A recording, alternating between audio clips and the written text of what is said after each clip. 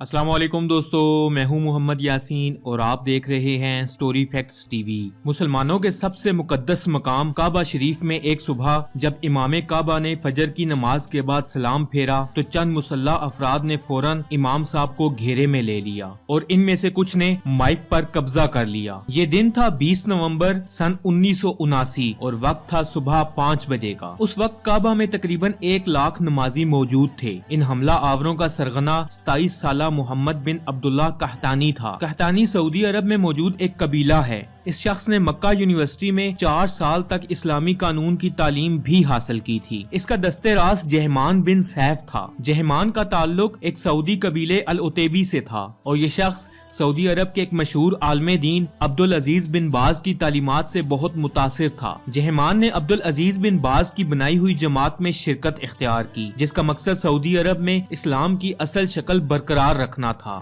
جہمان کی شدت پسندی بڑھتی جا رہی تھی، جس کے باعث سعودی حکومت نے 1978 میں اسے گرفتار بھی کیا تھا، لیکن رہا ہونے کے بعد جہمان بالکل باغی ہو چکا تھا۔ جیل سے نکلنے کے کچھ وقت بعد یہ شخص کعبہ شریف پر حملہ آور ہو گیا اور اس شخص نے 500 ساتھیوں سمیت خانہ کعبہ میں داخل ہو کر کعبہ کے دروازے بند کر دیے اور تقریباً 1 لاکھ نمازیوں کو یرغمال بنا لیا۔ ان حملہ آوروں نے بڑی تکنیک کے ساتھ جنازوں کی چارپائیوں کے ذریعے اسلحے کی ایک بڑی مقدار کعبہ کے تہخانوں میں جمع کر لی تھی۔ اپنی تمام تیاریاں مکمل کرنے کے بعد یہ حملہ آور ہو گئے اور حرم کے تمام دروازوں پر مسلح افراد کھڑے کر دیے گئے۔ ان میں سے ایک شخص آگے بڑھا اور سپیکر پر اعلان کیا کہ مہدی موعود، جس کا نام محمد بن عبداللہ ہے، آ چکا ہے۔ اس کے بعد محمد بن عبداللہ نے خود مائک سنبھالا اور اعلان کیا کہ میں مہدی ہوں اور تم سب لوگ میرے ہاتھ پر بیعت کر لو۔ جب لوگوں نے بیعت کرنے سے انکار کیا تو ان حملہ آوروں نے مقام ابراہیم کے پاس جا کر لوگوں کو اسلحے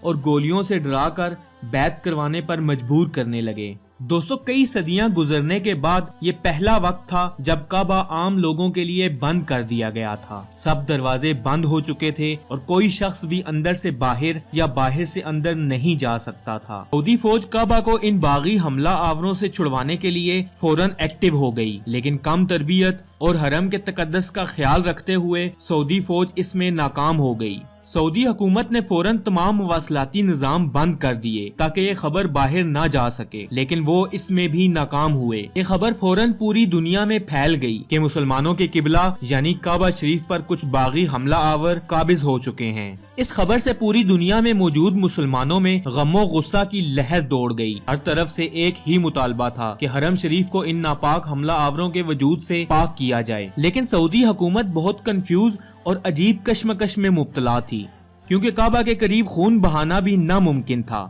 اور اگر بھاری اسلحے کا استعمال کیا جاتا تو حرم کو نقصان بھی پہنچ سکتا تھا۔ اس وقت سعودی حکومت کا فرینچ گورنمنٹ کے ساتھ ایک دفاعی معاہدہ تھا، جس کی بنا پر فرینچ آرمی نے سعودی آرمی کو ہنگامی تربیت دی۔ اب چونکہ کسی بھی غیر مسلم کا حرم میں داخلہ ممنوع ہے، اس لیے فرینچ آرمی مکہ میں داخل نہیں ہو سکتی تھی۔ سعودی حکومت نے ساری سوچ بچار کے بعد پاک فوج کا نام منتخب کیا۔ سعودی فرمانروا شاہ خالد نے 32 علماء پر مشتمل اجلاس فوری طلب کر لیا اور خانہ کعبہ کے دفاع کے لیے پاکستانی حکومت سے فوری رابطہ کیا تاکہ پاکستانی فوج کعبہ کو ان ناپاک عزائم سے پاک کرے۔ اس وقت جنرل ضیاء کی حکومت تھی۔ بطور مسلمان پاک فوج تیار بیٹھی تھی کہ بیت اللہ کو محفوظ کیا جائے۔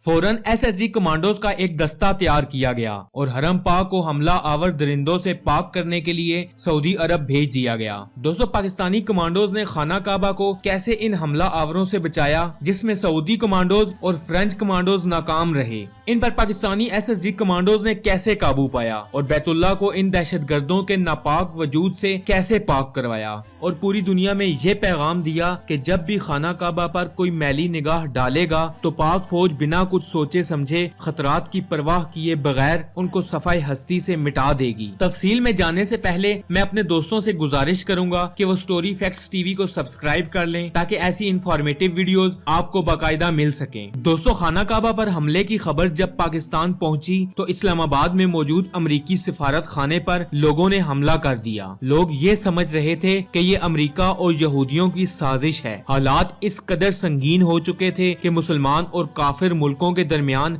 जंग छिड़ सकती थी। SSG कमांडोज की क़यादत एक मेजर को सौंपी गई ताकि बैतुल्लाह में मौजूद 1 लाख यरगमाल लोगों को बचाया जा सके और काबा की हिफाजत की जा सके। जब ये कमांडो सऊदी अरब पहुंचे तो वाक़ये को तकरीबन 1 हफ्ता हो चुका था। दोस्तों, पाकिस्तानी कमांडोज का ये तरीकाकार है कि दुश्मन पर एकदम और तेजी से हमला आवर होते हैं, हत्ता कि दुश्मन को संभलने का मौका भी नहीं मिलता। लेकिन चूंकि बैतुल्लाह के तकद्दस का ख्याल रखना था और 1 लाख लोगों की जान बचानी थी, इसलिए मामला कुछ और इख्तियार करना पड़ा। पाकिस्तानी कमांडोज ने वहां पहुंचकर कैमरों की मदद से सारे हालातों वाक़यात का जायजा लिया, जहां हरम पाक के सारे दरवाजों पर मुसल्ला अफराद खड़े थे। इन मुसल्ला अफराद पर डायरेक्ट फायरिंग नामुमकिन थी। दोस्तों, कमांडोज के लीडर मेजर के जहन में एक तरकीब आई। उसने अपने कमांडोज को बुलाया और उनसे हलफ लिया कि वो बैतुल्लाह की हिफाजत के लिए जान की बाजी भी लगा देंगे। बतौर मुसलमान सब ने हलफ उठा लिया कि वो अपने सीने पर गोली खा लेंगे, लेकिन बैतुल्लाह को कोई नुकसान नहीं पहुंचने देंगे। इसके बाद मेजर ने सऊदी हुक्काम को बोला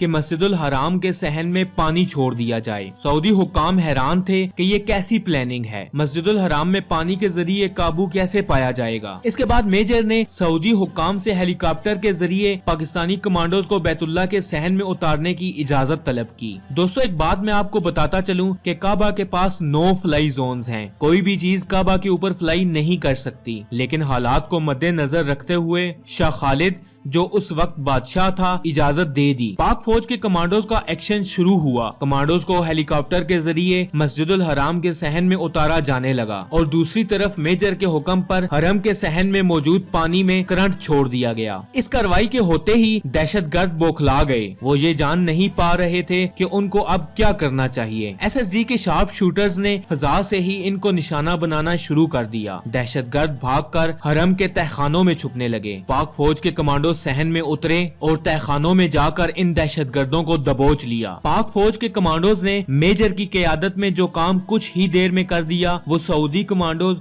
और फ्रेंच कमांडोज इतने दिनों में न कर सकी थी। दहशतगर्दों को गिरफ्तार कर लिया गया, तमाम यरगमालियों को रिहा कर दिया गया और मोहम्मद बिन अब्दुल्ला कहतानी, जिसने इमाम मेहदी होने का दावा किया था, वो इस ऑपरेशन के दौरान ही मारा गया। इस तरह पाक फौज के मेजर की जहानत और SSG कमांडोज के दिलेरी की वजह से कम कम नुकसान में बैतुल्लाह को दहशतगर्दों के नापाक अजाइम से महफूज कर लिया गया। दोस्तों, क्या आप जानते हैं कि वो मेजर जो SSG कमांडोज की क़यादत कर रहा था, वो कौन था, उसका नाम क्या था? दोस्तों, उस मेजर का नाम परवेज मुशर्रफ था, जो बाद में पाकिस्तानी आर्मी चीफ भी बना। अल्लाह ताला ने ये अजीम सआदत पाकिस्तान को अता की कि मुसलमानों के मुकद्दस मकाम को दहशतगर्दों से आजाद करवाया। जिहान अल उतैबी समेत 60 से ज्यादा दहशतगर्दों को हिरासत में लिया गया और जनवरी 1980 में सबको सजाए मौत सुना दी गई। उस वक्त के मेजर परवेज मुशर्रफ की जहानत और पाकिस्तानी कमांडोज की दिलेरी की वजह से पाकिस्तानी फौज का मर्तबा और मकाम दुनिया भर में मकबूल हुआ और दुश्मनाने मुसलमान अमेरिका और इसराइल को ये पैगाम दे दिया गया कि अगर मुसलमानों के मुकद्दस मकामात की तरफ आंख भी उठाई तो आपका मुकाबला सिर्फ सऊदी फौज से नहीं बल्कि पाक फौज से भी होगा। इस ऑपरेशन ने पाक फौज की इज्जत पूरी दुनिया में बना दी और अगर खुदा न ख्वास्ता आइंदा ऐसा कुछ हुआ तो पाक फौज दहशतगर्दों के आगे सीसा पलाई दीवार बनकर खड़ी होगी और इनको नेस्तो नाबूद कर देगी। दोस्तों, आपको ये वीडियो कैसी लगी? कमेंट्स बॉक्स में अपनी कीमती राय से जरूर आगाह कीजिएगा। ये वीडियो अपने दोस्तों से शेयर जरूर करें। वीडियो पसंद आने की सूरत में स्टोरी फैक्ट्स टीवी को सब्सक्राइब करें और साथ में लगे घंटी के बेल आइकन को भी दबा दें ताकि आइंदा आने वाली ऐसी इंफॉर्मेटिव वीडियोस आपको मिल सकें। मैं मिलूंगा आपसे अगली वीडियो में, तब तक के लिए अल्लाह हाफिज।